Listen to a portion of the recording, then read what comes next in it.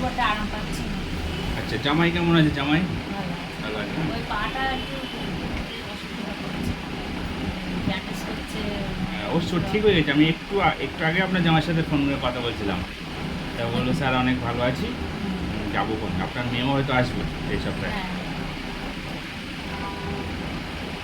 আমার এইবার ঘামের জন্য আপনি ইয়ে করছি, ঘাম হচ্ছে? প্রচন্ড ঘাম। আচ্ছা, প্রচণ্ড। দেখি এই রিপোর্টটা আসলে বোঝা যাবে যে কেন ঘামটা হচ্ছে। বরাবর আর মেজমেই তো নিয়ে আসবো, আমি বলেছি যে চল তুই ওনার কাছে দেখবি এই রোগাটি কি করছে একদম, বাচ্চা মেয়ে তো 2 বছর বয়স, আর এই ঘুম তো নেই মেয়েটার জন্য। নিয়ে আসুন, আমি ঠিক করে দেবো। হ্যাঁ, চেয়ারটা সব ঠিক হয়ে যাবে। হ্যান্ডিক্যাপ তো এই জন্য ওর একটু কষ্ট বেশি। ও, ওর বয়স কত? তার মেয়ে তার হয়ে গেছে 26।